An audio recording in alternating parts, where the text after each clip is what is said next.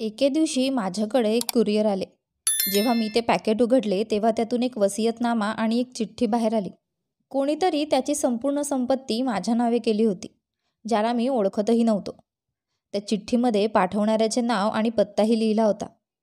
जेव्हा मी त्याच्या पत्त्यावर पोहोचलो तेव्हा मला तोच व्यक्ती भेटला, ज्याने आपली सर्व संपत्ती माझ्या नावे केली होती. मी त्या व्यक्तीला ओळखतही नव्हतो.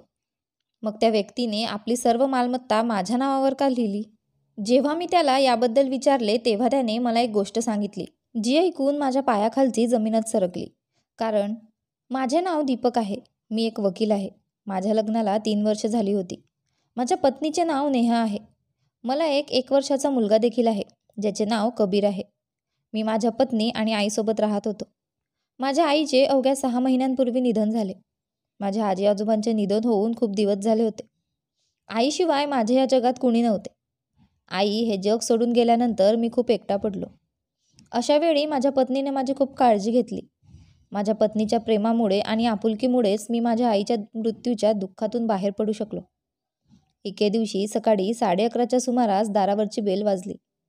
बेल ऐकून मी स्वयंपाकघरात काम करत असलेल्या माझ्या बायकोला नेहाला म्हणाला, "अगं नेहा, जरा बघ कोण आहे. मी ऑफिसची महत्त्वाची कामं करतोय." नेहा किचनमधून बाहेर पडून मेन गेटजवळ गेली आणि दार उघडून पाहते तर एक कुरिअर आले होते. त्यावर लिहिले होते, दीपक कुलकर्णी, सन ऑफ निलिमा कुलकर्णी. नेहाने ते पॅकेट घेऊन माझ्याजवळ दिले आणि पुन्हा स्वयंपाकघरात निघून गेली. मी माझे काम पूर्ण करून ते पॅकेट उघडले तेव्हा त्यात एक वसियतनामा आणि चिठ्ठी होती. मी पेशाने वकील असल्यामुळे ते पाहूनच समजला होता की हे वसियतची कागदपत्रे आहेत. पण माझ्याकडे कोणी पाठवले आणि का पाठवले असतील? तो वसियतनामा माझ्या नावे असल्यामुळे माझी उत्सुकता आणखी वाढली. जेव्हा मी पेपर्स वाचायला सुरुवात केली तेव्हा कळाले की कोणीतरी आपली संपूर्ण संपत्ती माझ्या नावे केली होती. मला काहीच समजत नव्हते. मग माझं लक्ष सोबत आलेल्या चिठ्ठीकडे गेलं. मी चिठ्ठी वाचण्यास सुरुवात केली. प्रिय दीपक, हे माझे तुला पहिले आणि शेवटचे पत्र आहे. मला माझ्या कृत्याबद्दल मनापासून पश्चाताप होत आहे. मी पश्चातापाच्या आगीत जळत आहे. म्हणून आज माझ्याकडे जे काही आहे ते मी तुझ्या नावे करतो आहे. आता सर्व काही तुझ्या नावे केल्याने कदाचित मला शांती मिळेल. अर्थात मी माफीच्या लायक तर नाही, पण शक्य असेल तर मला माफ कर. तुझा DK जोशी. कोण आहे हा? मी तर ह्या नावाच्या व्यक्तीला ओळखतही नाही. तो मला त्याची सर्व मालमत्ता का देत आहे? आणि तो कोणत्या पश्चातापाबद्दल बोलत आहे? आणि तो माझ्याकडून क्षमा का मागत आहे? माझ्या मनात अनेक प्रश्न निर्माण होऊ लागले. मी माझ्या मनावर खूप जोर दिला, पण ह्या नावाच्या व्यक्तीला मी ओळखतही नव्हता. तोपर्यंत नेहा ही किचनमधून बाहेर आली आणि माझ्याजवळ येऊन बसली. मला खूप काळजीत पडलेले पाहून नेहा विचारू लागली की काय झालं? तुम्ही इतके अस्वस्थ का दिसत आहात? त्या पाकिटात काय आलं होतं आणि ते कुणी पाठवले? नेहाने एकाच वेळी मला अनेक प्रश्न विचारले. नेहाने विचारल्यावर मी तिला संपूर्ण गोष्ट सांगितली. नेहा सर्व गोष्ट ऐकून हैराण झाली. असा कोण असेल ज्याने आपली सर्व संपत्ती तुमच्या नावावर लिहून ठेवली असेल? आणि तुम्ही सांगताय की तुम्ही त्याला ओळखतही नाहीत. नक्की हे प्रकरण आहे तरी काय? ह्याच विचाराने मीही परेशान झालो आहे की कोणी आपल्या संपूर्ण आयुष्याची कमाई माझ्या नावे का करेल? नक्कीच यामागे काहीतरी गुपित दडलेले आहे, ज्याचा शोध आपल्याला घ्यावा लागेल. दोघांनी मिळून हाच निष्कर्ष काढला की मिस्टर जोशी यांचा फोन नंबर आणि पत्ता बघून संपूर्ण प्रकरणाचा शोध घ्यायचा. त्यांना भेटल्यावरच यामागचे रहस्य जाणून घेता येईल. मी त्याच्यासोबत आलेल्या पेपर्समधून त्यांचा फोन नंबर सहज मिळवला. मी लगेच जोशींना फोन केला, पण कुणीही फोन उचलला नाही. त्यानंतर मी त्या नंबरवर अनेकदा फोन केला, पण कुणीच फोन उचलला नाही. फोन न उचलल्यामुळे मी शेवटी जोशींना भेटायला त्यांच्या घरी पोहोचला. जोशींना भेटायला मी एकटाच गेला होता. मी नेहाला सोबत आणले नव्हते कारण मुलगा कबीर अजून लहान होता. त्याच्यावर नियंत्रण ठेवणे खूप कठीण होते, कारण आता तो कुठे चालायला लागला होता. तो मांडीवर अजिबात राहत नव्हता. तो मांडीवरून उतरून इकडे तिकडे धावत राहायचा. शिवाय हे जोशी कोण आहेत हेही माहीत नव्हतं. मी जोशींच्या घरी पोहोचला. घरी कुणीच नव्हते.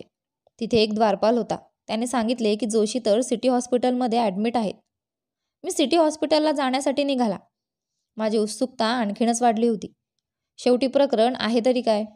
अखेर कोण आहेत हे DK जोशी? आणि ते हॉस्पिटलमध्ये ॲडमिट का आहेत? त्यांना असे काय झाले आहे? याच विचारात गाडी चालवत मी हॉस्पिटलमध्ये पोहोचलो आणि त्यांचा रूम नंबर शोधू लागलो. खोलीचा दरवाजा उघडल्यावर मला समोर बेडवर एक मध्यवयीन रुग्ण दिसला. त्या रुग्णाची प्रकृती ठीक नव्हती. तो खूप जास्त कमजोर दिसत होता. मी त्याच्याकडे जाऊन विचारले, तुम्ही मिस्टर डी.के. जोशी आहात का? त्याने हो म्हणताच मी माझा पूर्ण परिचय करून दिला. माझे आणि माझ्या आईचे नाव ऐकून जोशींचे डोळे भरून येतात. तुम्ही कोण आहात? आणि ते पेपर माझ्या नावावर का आहेत? या सगळ्यांचा अर्थ काय? अश्रूंनी भरलेल्या डोळ्यांनी जोशी मला बसायला सांगतात. जवळच ठेवलेली खुर्ची घेऊन मी त्यांच्या जवळ बसला. सुरुवातीला ते बराच वेळ माझ्याकडे असेच बघत राहतात. मग जोशी सांगू लागतात, 25 वर्षापूर्वी माझे लग्न संगीताशी झाले होते. मी खूप भाग्यवान होतो की मला तिच्यासारखी हुशार आणि सद्गुणी पत्नी मिळाली होती. ती दिसायलाही खूप सुंदर होती, शिवाय ती चांगलीही राहत होती. घरात पाऊल ठेवताच तिने माझ्या आईवडिलांना स्वतःचे म्हणून स्वीकारले, त्यांना आपलंसं केलं. सकाळपासून स्वयंपाकघरातील कामं असो किंवा घरातील काम असो, प्रत्येक गोष्ट स्वच्छ ठेवणे असो किंवा घराची सजावट असो, हे सर्व काही तिने मोठ्या कौशल्याने हाताळले. ती स्वयंपाकही खूप छान बनवायची. जोही तिच्या हातचं अन्न खायचा तो खातच राहायचा. तिचे कितीही कौतुक केले तरी कमीच आहे. घरगुती कामासोबतच तिने सामाजिक क्षेत्रातही आपली वेगळी ओळख निर्माण केली होती. संगीता भेटल्यानंतर मी स्वतःला खूप भाग्यवान समजत होता. सगळं काही खूप छान चाललं होतं. लग्नाचे पहिले वर्ष खूप छान गेले. संगीता घरची आईवडिलांची जबाबदाऱ्या सांभाळता सांभाळता स्वतःची खूप काळजी घ्यायची.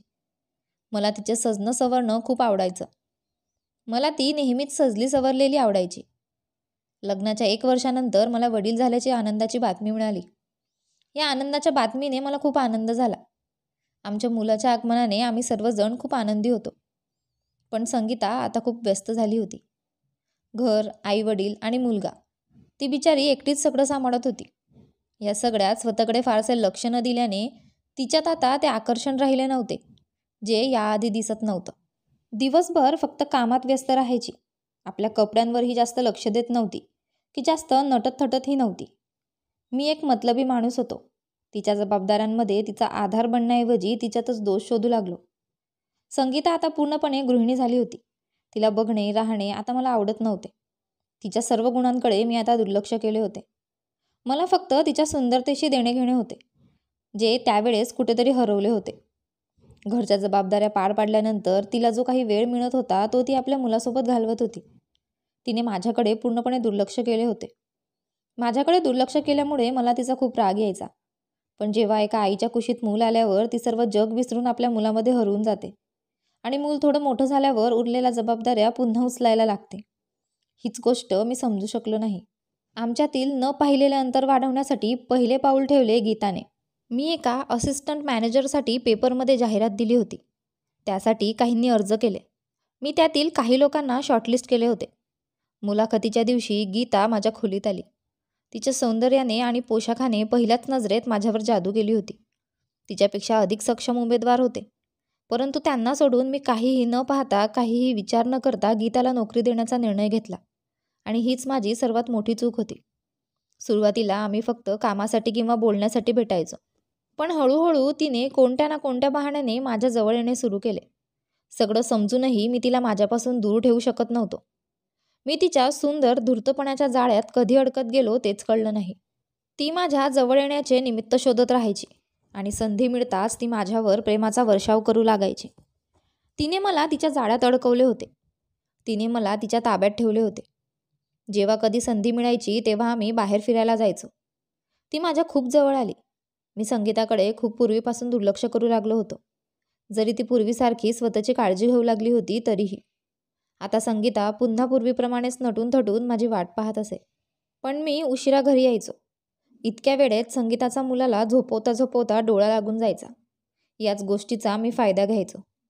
मी उशिरा घरी यायचो आणि शांतपणे पडून राहायचो. माझा संगीताबद्दलचा राग वाढत चालला होता आणि इकडे गीताबद्दलचे आकर्षण वाढतच चालले होते.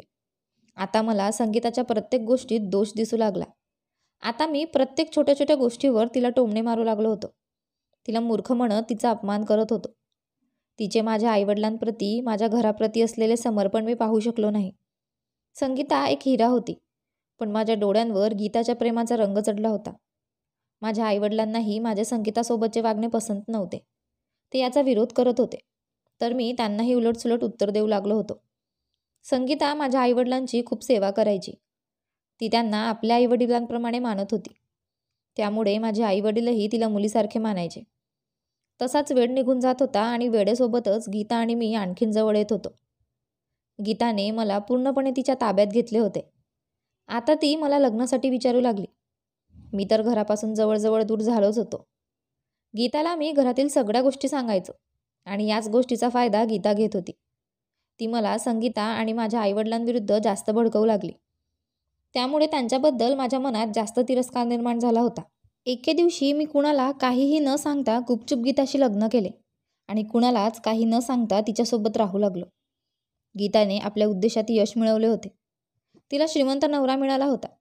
केवळ पैशांमुळे तिने मला अडकवले होते. जेव्हा माझ्या घरच्यांना गीताविषयी कळाले तेव्हा माझे आईवडील आणि संगीता यांनी मला खूप समजावले. मला माझ्या मुलाची शपथही दिली, पण मी कुणाचेही ऐकून घेतले नाही. त्यावेळी मला गीताशिवाय दुसरं काहीच दिसत नव्हते. नंतर जेव्हा त्यांना समजले की मला गीताकडून एक मुलगाही आहे, तेव्हा गीता आणि माझ्या मुलाची माहिती मिळताच त्यांनी माझ्याशी संबंध संपवले. माझ्या आईवडिलांनीही माझ्यासोबतचे नाते संपवले. त्यांनी आपल्या सुनेला साथ दिली आणि ते आपल्या सुनेला सोडायला तयार नव्हते. ते म्हणाले की आमची सून देवी समान आहे, पण आमचा मुलगाच नालायक आहे. आम्ही आमच्या नालायक मुलासोबत अजिबात राहणार नाही. त्याने देवी समान बायको असतानाही दुसरं लग्न केल्याचं पाप केलं आहे. त्याला त्याच्या या घाणेरड्या कृत्याचे फळ नक्कीच मिळेल.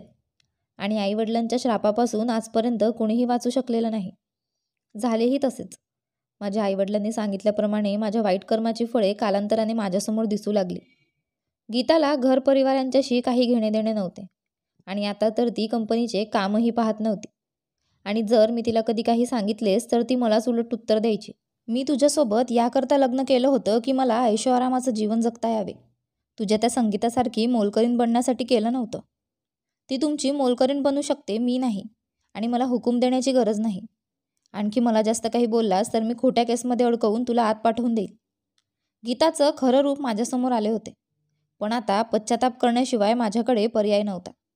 आता मला माझे आयुष्य तिच्यासोबतच घालवायचे होते. मी पूर्णपणे अडकलो होतो.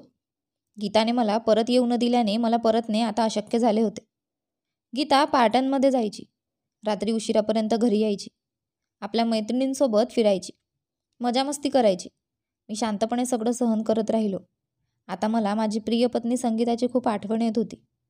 कसं ती माझं घर सांभाळायची, माझ्या मुलाची काळजी घ्यायची, माझ्या आईवडिलांची काळजी घ्यायची. पण मी मात्र तिची कदर करू शकलो नाही. जर मी तिला थोडेही समजलो असतो तर मी ते सगळं केलं नसतं. माझा आणि गीताचा मुलगा अमर मोठा झाल्यावर तोही आईच्या पावलावर पाऊल ठेवू लागला. त्या दोघांनाही माझ्याशी काही देणे घेणे नव्हतं. त्यांना फक्त माझे पैसे खर्च करायचे होते. गीताने अमरलाही खूप बिघडवून ठेवले होते. तो वाईट संगतीत पडला आणि नशाही करू लागला. एके दिवशी एका कार अपघातात त्याचा मृत्यू झाला. मला माझ्या कृत्यावर खूप पश्चाताप व्हायचा. माझा सुखी संसार सोडून मी स्वतःसाठी एक नरक निवडले होते. गीतालाही तिच्या कृत्याबद्दल देवाने शिक्षा दिली आणि तिला कर्करोग झाला. तिचाही काही वर्षापूर्वी मृत्यू झाला आणि मलाही माझ्या वाईट कर्माची शिक्षा देवाने दिली आहे. माझ्या जीवघेण्या आजारामुळे मलाही डॉक्टरांनी उत्तर दिले आहे. मी केलेल्या चुकीबद्दल मला पश्चाताप करायचा होता. म्हणूनच मी सर्व काही तुझ्या नावावर केले आहे. मला माहीत आहे तुझी आई आणि आजी आजोबा आता या जगात नाहीत. पण तुम्ही मला हे सर्व का देत आहात? मी विचारले. कारण तुझी आई आणि माझी पत्नी निलिमा म्हणजेच संगीताला तर मी खूप पूर्वी गमावले आहे. मी माफी मागायच्या आधीच ती हे जग सोडून निघून गेली. मी तिची माफीही मागू शकलो नाही. पण मी माझ्या त्या 4 वर्षाच्या दीपूला म्हणजेच तुझे बालपण, वडिलांचे प्रेम आणि जबाबदारी परत नाही करू शकत. माझा पश्चाताप म्हणून हे स्वीकार करून घे माझ्या बाळा आणि आपल्या वडिलांना क्षमा कर. बोलता बोलता डी.के. जोशी यांनी माझ्या हातावर हात ठेवला आणि कायमचे हे जग सोडून निघून गेले. माझी वाट पाहत कदाचित त्यांनी श्वास रोखून धरला होता. माझी माफी मागून त्यांनी त्यांच्या मनावरचे ओझे हलके केले होते. पण आपल्या पत्नीची आणि आईवडिलांची माफीही मागू शकले नाही. मी माझ्या वडिलांना आयुष्यात पहिल्यांदाच पाहत होता. माझ्या आजोबांनी आणि आईने मला माझ्या वडिलांबद्दल कधीच कळू दिले नाही. त्यांनी त्यांच्या घराची जागाही अशा ठिकाणी बनवली होती जिथं त्यांच्या परिचयाचे कुणीही नव्हतं. आपल्या घरात त्यांनी माझ्या वडिलांच्या सर्व आठवणी काढून टाकल्या होत्या. शिवाय आईने त्यांचे आडनाव काढून स्वतःचं आडनाव लावलं होतं. मला कशाचीही माहिती नसावी अशी त्यांची इच्छा होती आणि झालेही तसेच की मला कशाचीही माहिती नव्हती. मी जेव्हा जेव्हा वडिलांबद्दल विचारले तेव्हा आजी आजोबा आणि आई म्हणायचे की तुझे वडील आम्हाला सोडून गेले आहेत. याशिवाय मला काहीही माहीत नव्हते. मला समजले होते की माझी आई वडिलांबद्दल का बोलू इच्छित नव्हती. माझे आजी आजोबा गेल्यानंतर माझ्या आईने एकटीने मला सांभाळले. किती काय काय सहन केलं आहे माझ्या आईने. पण दुर्दैवाने मी माझ्या आईसाठी फार काही करू शकलो नाही. जेव्हा मी काही करण्यास सक्षम झालो तेव्हा माझी आई मला तिच्या छातीत खूप वेदना घेऊन कायमची सोडून गेली. माझे आजी आजोबा माझ्या आईला देवीचे रूप म्हणायचे. त्यांचे म्हणणे अगदी बरोबर होते. एवढा मोठा त्याग फक्त देवीच करू शकते. आई, मी तुझं ऋण चुकवू शकलो नाही. मी माझ्या वडिलांकडे पाहत होता. वडिलांमध्ये हाडांशिवाय काहीच उरले नव्हते. मी वडिलांना घरी घेऊन आला आणि त्यांचे विधिवत अंतिम संस्कार केले. मी माझ्या मुलाला मिठीत घेतले आणि त्याच्यावर खूप प्रेम केले. आणि मनातल्या मनात संकल्प केला की माझ्या वडिलांनी जे केले होते ते मी कधीही करणार नाही. तुम्हाला ही कथा आवडली असेल तर व्हिडिओला लाईक करा आणि चॅनलला सबस्क्राईब करायला विसरू नका. धन्यवाद.